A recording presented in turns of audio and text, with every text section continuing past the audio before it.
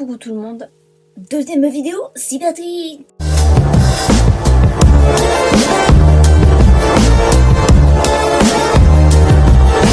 Bon, petit changement de cadre tout simplement parce que là je filme pas avec ma caméra, je filme avec ma tablette. Désolée si la qualité est un petit peu plus éclatée. Mais du coup pour les montages ce sera plus facile si j'arrive à les faire sur ma tablette. C'est le début, c'est la hesse, vous avez compris, mais c'est pas grave, ça va le faire. Ah non, attendez, il y a encore une couille. Les commentaires ils sont bloqués, du coup ça m'énerve un peu, mais on verra. Enfin j'ai un peu la flemme, pour l'instant j'ai envie de continuer comme ça. S'il n'y a pas de commentaires on s'en fout, mouvement il y a des messages sur mon Instagram, bref. À part ça c'est maintenant c'est fini le côté hesse à la benne. Cette vidéo ce sont des conseils pour les débutants Genshin Impact. Je vais vous expliquer en quoi consiste à peu près le jeu, un truc général pour éviter de faire des conneries et faire les mêmes erreurs que moi, le système des vœux et les artefacts, parce que ça personne ne comprend rien, flex de comprendre. Regardez, j'ai eu des lunettes quand je suis allée voir Avatar en 3D. Bon, j'arrête de faire la merde. Déjà, Genshin Impact c'est un JRPG, alors je suppose que ça veut dire Japanese Roleplay Game. Voilà, ben, je pense que ça veut dire ça, pour moi c'est le plus joli, mais c'est pas japonais en plus, c'est chinois. Mais c'est Japanese Design, je pense. Bon, allez, ta gueule, je donne des informations, je sais même pas ce que c'est. Vous incarnez Ether ou Luminé, qui sont un frère et une sœur. Donc, selon qui vous incarnez, l'histoire, elle va pas changer, ça va juste être le personnage qui va être inversé. Mais c'est la même chose en gros. Donc par exemple, moi j'ai pris Luminé, donc en gros votre objectif si vous avez Luminé c'est d'aller chercher votre frère et inversement si vous êtes Ether. Donc vous allez traverser un monde qui est rempli de merde, vous voulez juste chercher votre frère, vous devez sauver des villages. Mais ça c'est un détail dont on reparlera plus tard. Bref. Vous allez devoir battre des boss, augmenter vos personnages, tout ça en équipe de 4. Donc 4 personnages que vous pourrez jouer comme vous voulez en fait. Enfin, pas vraiment au final, mais ça c'est les artefacts, c'est compliqué, on apprendra plus tard. Il y a plusieurs capitales, il y a des éléments, des armes différentes avec des pouvoirs magiques. Focus, hop. On va faire les conseils généraux pour les débutants dans Genshin Impact. Prenez toutes les ressources à votre portée. Vous voyez une baie accrochée, ça ressemble à ça pour ceux qui savent pas à quoi ça ressemble. Prenez, vous en avez déjà 500, vous prenez un max de trucs, vraiment. Vous prenez un max de choses. Vous tapez dans les bois, vous prenez le bois. Bon, ça de toute façon c'est automatique, mais pour ce qui est de l'exploration du monde Dragon, prenez un personnage pyro qui n'est pas Amber, parce que c'est super chiant Amber pour aller l'exploration pyro, il laisse tomber la neige, surtout à Mondstadt. Enfin au monde Dragon là, hop, elle te tire une flèche, tu la tires à côté, t'es déjà en train de geler, tu crèves, point. Donc pour avoir des nouveaux persos pyro, j'en viendrai quand on parlera des vœux. Ping. Vous pressez pas sur cet endroit parce qu'il est très chaud à explorer. Moi je l'ai fait, j'étais un petit peu en mode ouh, je vais crever là. Allez, on se TP autre part parce que sinon on va mourir, mais bref. Pour ce qui est des points de téléportation, faites-les tous, c'est super important. Vous débloquez une nouvelle map, vous débloquez l'IUE, là vous allez tous les faire, ok. Je veux bien si que vous débloquiez Sumeru, là c'est très galère parce que Sumeru c'est un territoire à étage, le truc c'est un ascenseur, genre vraiment t'as étage 1, étage 2, étage 3, c'est super casse-couille d'aller explorer Sumeru, mais sinon... Faites tous les points de téléportation. Déjà, ça vous rapporte des primos. Débloquez aussi les donjons si vous pouvez. C'est beaucoup plus facile pour le déplacement et quand vous ferez des quêtes, ça vous sauvera la vie. J'en ai marre d'arriver chez mes amis pour les aider et voir qu'il y a 2 points de téléportation qui sont faits. La statue de Mondstadt et une autre statue, ok? Les autres personnes n'ont rien fait. Là, j'ai envie de pleurer, clairement. C'est plutôt pas mal. Franchement, c'est plutôt pas mal. Si je fais la promotion, c'est que c'est plutôt pas mal. Non, je rigole, c'est pas un partenariat, je ne suis pas rémunérée, mais franchement, au ouvert, si vous voulez m'envoyer quelques primos, y'a pas de soucis. Je crée de chaud, moi, je crée de chaud. Je remonte ma veste en plus, super. En soi, je peux vous donner aussi un conseil quand vous êtes un petit peu plus avancé dans le jeu par rapport aux ressources, aux coffres, etc. Quand on est loin dans une AR, enfin dans le niveau, le rang d'aventure, AR, enfin c'est en anglais du coup, rank aventure, rank, ta gueule, voilà, t'as capté. Et bah, c'est super chiant l'exploration parce que vous avez fait plein de coffres et tout, mais il y en a forcément que vous n'avez pas fait parce que votre zone n'est pas à 100% d'exploration, ok? Donc si je peux vous donner un conseil, c'est dès que vous voyez un coffre, un défi, n'importe quoi, vous allez l'ouvrir, vous allez le faire. Ça vous rapporte des petits primos, ça vous rapporte des ressources. et ça vous évitera de galérer quand vous serez plus loin dans le jeu. Voilà. Je pense que finalement on va d'abord faire le système des vœux avant de faire les personnages, comment les augmenter, étant donné qu'on a des personnages avec les vœux. Déjà il y a deux types de vœux, les vœux temporels et les vœux permanents. Les vœux permanents c'est les vœux bleus, les vœux temporels c'est les vœux arc-en-ciel. Les vœux permanents ce sont des vœux que vous pouvez gagner même dans votre jeu lorsque vous... passez un rang d'aventure, lorsque vous augmentez dans votre passe de combat. Il y a plein de manières de gagner des petits vœux comme ça random, on peut même vous en offrir en soi. Franchement, à part vouloir absolument un personnage des bannières permanentes, ce que je vais expliquer après, ça vaut pas vraiment le coup de faire des vœux sur ça. Je vais vous expliquer ce que c'est. Donc les personnages qui sont permanents, nous avons Chi-Chi, Mona, Keqing, Jin, Diluc, Tighnari, Bibou. Et peut-être que j'en oublie. Je pense que j'en oublie, mais je sais pas. Bref, ça ce sont les personnages permanents qui sont toujours là. Ce sont des 5 étoiles que vous pouvez avoir même en étant sur les bannières temporelles. Et c'est pour ça qu'en soi, ça vaut pas vraiment le coup de faire sur les bannières permanentes, même si vous voulez absolument un personnage. Les bannières temporelles, au contraire, ce sont des personnages qui arrivent dans une durée limitée, temporelle, et qui vont repartir après. Donc en fait, si vous voulez, il y a le principe du 50-50. Genshin Impact fait en sorte que à 80 vœux, vous avez forcément un 5 étoiles. Mais ça peut arriver à 2 vœux, comme un 43, comme un 58. Ok, bon, faut savoir que quand vous avez à 2 vœux, vous êtes vraiment très chanceux. Et ça n'arrive jamais. Très peu de fois. Ça arrive très peu de fois. Bref. Et donc à 80 de pity, 80 vœux en gros, vous êtes sûr d'avoir un 5 étoiles. Si vous êtes en 50-50, ça veut dire que vous n'avez jamais... que la dernière fois que vous avez fait des vœux, vous avez eu un 5 étoiles temporel, celui de la bannière qui était là, ou alors c'est votre premier pool et que vous avez... pool, c'est quand vous faites des vœux, hein, et que vous avez jamais fait encore de vœux, donc risquez d'avoir un 5 étoiles permanent. Donc quand vous arrivez à ces 80 vœux, si vous avez vraiment très peu de chance, vous êtes en hard de pity. À ce moment-là, quand vous arrivez dans la zone des 60 hard de pity, ça veut dire que vous avez fait quand même pas mal de vœux et qu'il y a fort moyen qu'il y ait un 5 étoiles qui arrive très bientôt. Et donc vous avez une chance sur deux, 50-50, de tomber sur soit le personnage qui est temporel, soit le personnage qui est permanent. Donc dans les personnages permanents, je les ai déjà cités tout à l'heure, vous risquez donc d'en avoir un comme ça. Et c'est un peu le seum, à part si vous l'aimez bien. Et donc après, quand vous avez votre 5 étoiles, vous repartez à 0 de pity. Donc c'est comme si vous aviez fait 0 vœux.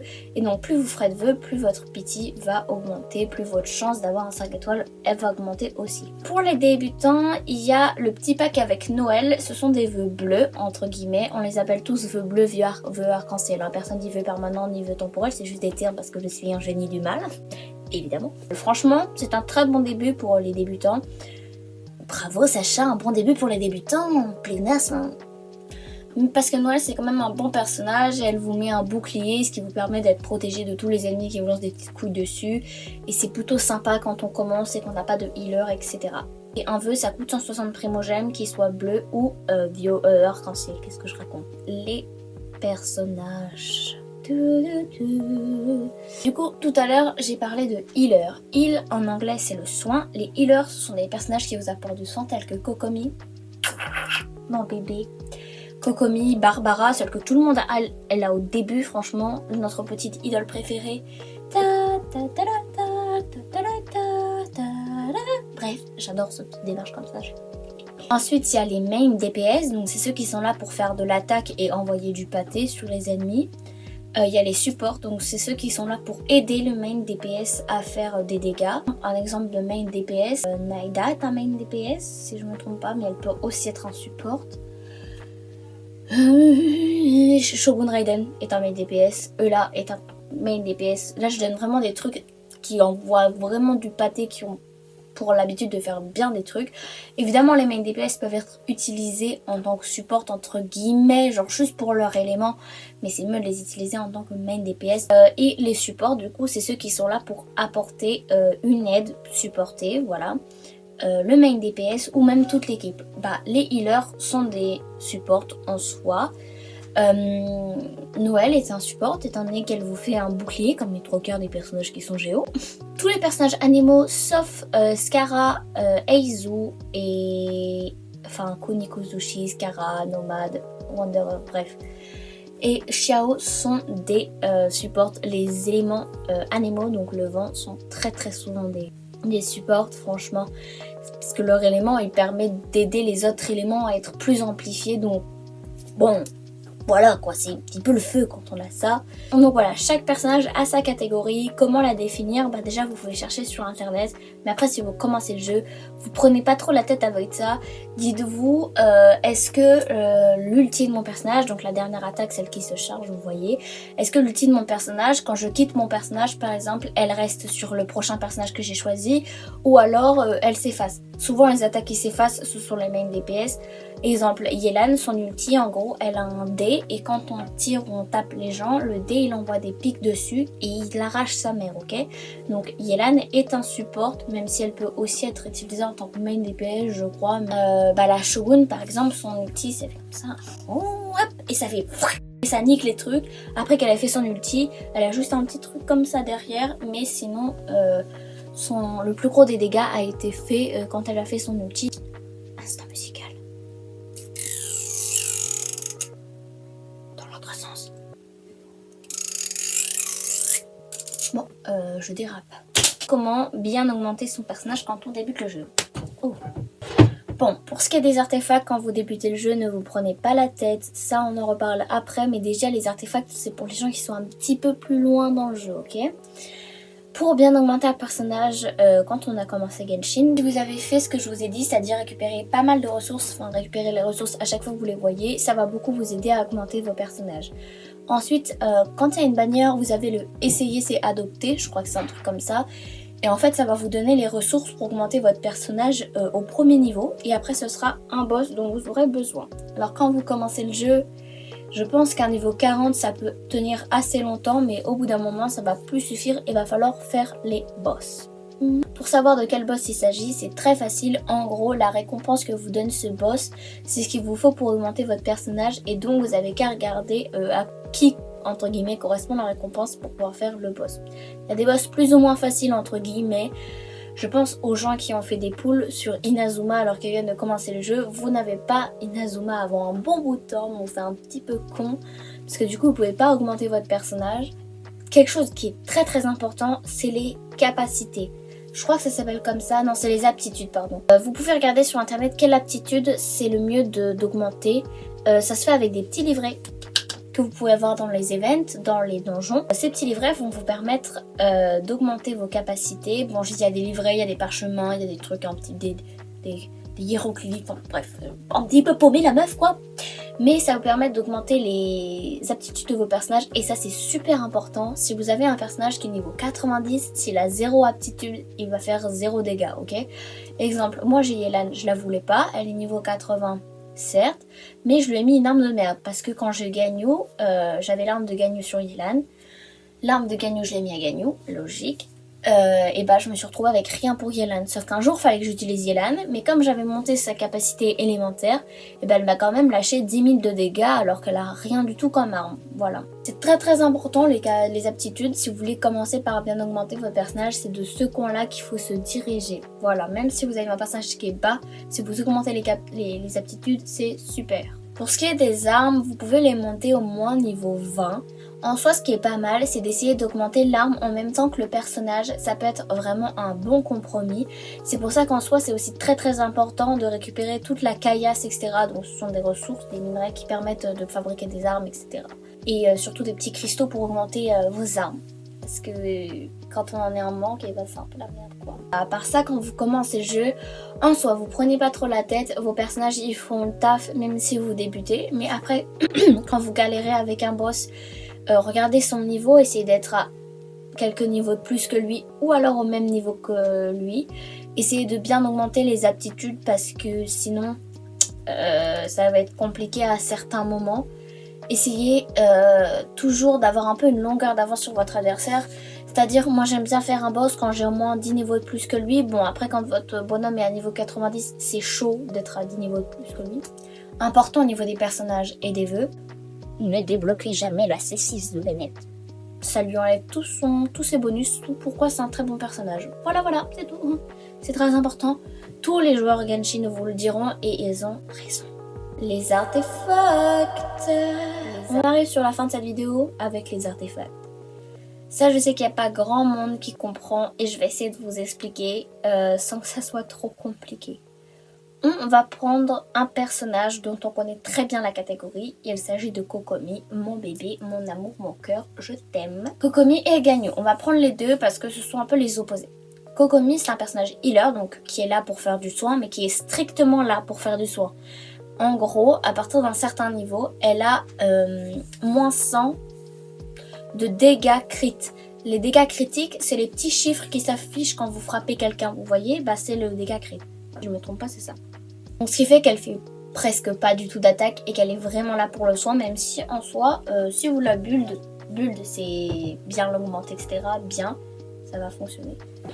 Bon, dites-vous juste que pour les artefacts de Kokomi et de tous les healers, regardez s'il y a un bonus de soin quelque part, si c'est ça. Pardon, désolée, je suis vraiment une grosse parcasse moi quoi. Si c'est pas du bonus de soin et que vous en avez pas, vous mettez un truc qui augmente la maîtrise élémentaire, la défense, des trucs comme ça, voilà, un peu banal. Reprenons maintenant l'exemple de Ganyu qui est un main DPS mais qui peut aussi servir de support cryo. Ganyu est donc un personnage qui est là pour frapper, qui est là pour soulever des darons, qui est là pour soulever des meufs quoi. J'ai de la merde, complètement, j'arrête. Ce qui est important pour elle, c'est l'attaque. L'attaque, le dégât crit. Donc, on va lui mettre un set qui lui fait des dégâts crit, des attaques pour 100 et des attaques. En gros, c'est ça pour les main DPS souvent. Alors, ce que je vous conseille quand vous commencez à vous intéresser aux artefacts, c'est tout simplement d'aller voir sur internet, exemple Xiao Build, Fuel, Feu. Non, j'arrête, j'ai de la merde. Bombe. Vous tapez Fischl Build. Et vous allez voir les artefacts, les capacités, dans quel ordre, les aptitudes, dans quel ordre il faut les augmenter, ce dont vous aurez besoin pour elle, etc. Ça peut aussi vous permettre, quand vous voulez un personnage d'une manière et que vous savez qu'il va arriver, de vous préparer un petit peu à son arrivée en allant chercher les ressources. Du coup déjà avec cette aide qui est sur internet, ça peut vous aider à savoir quel artefact mettre et en plus des fois ils sont très gentils et vous dites quelles sont les statistiques, donc attaque, pourcent, dégâts crit, bonus de soins, bonus géo, etc. PV que vous devez mettre à votre personnage pour chaque artefact, donc la coupe, la couronne, je sais même plus ce qu'il y a, la fleur, la plume. C'est toujours la fleur, c'est toujours PV, la plume, c'est toujours l'attaque. Et la petite boussole, je crois, je sais plus, ou un truc temporaire, j'ai oublié le symbole et le nom. Bref, voilà, souvent ils vous disent, donc internet ça peut être une très bonne aide. Si vous comprenez rien aux artefacts, déjà vous pouvez venir me demander. Et ensuite, vous pouvez tout simplement chercher sur internet et suivre à la lettre ce qu'on vous demande, puis faire les donjons des tonnes de fois. Très important pour les nouveaux joueurs, et j'ai oublié de le dire avant, n'utilisez jamais les trucs de réserve originelle en forme de petite lune là. Ça c'est pour recharger. N'utilisez jamais ça avant la R3540 quand vous commencez à vous intéresser aux donjons. Tout ça, tout ce qui est très important, vous laissez de côté. À la peine, vous n'utilisez pas ça parce que vous en allez vraiment avoir besoin quand vous aurez besoin d'augmenter vos personnages niveau 90 et qu'il va falloir refaire un boss 12 fois. C'est très long. Bon, en soi, vous pouvez le faire aussi, hein. Je suis pas votre daronne, je vais pas vous dire non, c'est pas bien.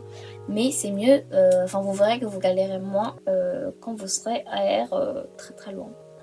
Pas mal important aussi, c'est de prendre des artefacts 5 étoiles, c'est mieux pour l'augmentation et tout, c'est mieux. Mais si jamais vous avez une AR trop basse et que les monstres du 90 vous font très peur, ce qui est compréhensible, soit vous demandez de l'aide à un joueur qui est plus âgé, genre vous faites appel à un pote ou à moi si besoin et on va niquer le boss ensemble, soit vous attendez et vous faites juste les 4 étoiles en priant pour avoir des 4 étoiles. Je pense que j'ai tout dit sur les conseils. N'hésitez pas si vous avez besoin encore de conseils un peu plus précisés, que vous posez des questions sur le jeu, à m'envoyer des DM sur Instagram, sur castouillou-du-bas.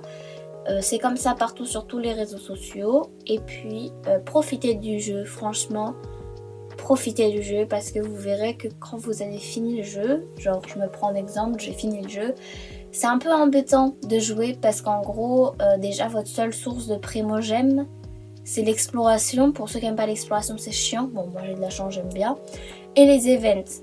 À part quand vous débloquez une nouvelle city, genre quand il y a eu Sumeru, là les primogèmes ils sont arrivés du feu de Dieu, vous voyez, mais sinon c'est très compliqué de se faire des primogèmes, vous avez fait tout, etc.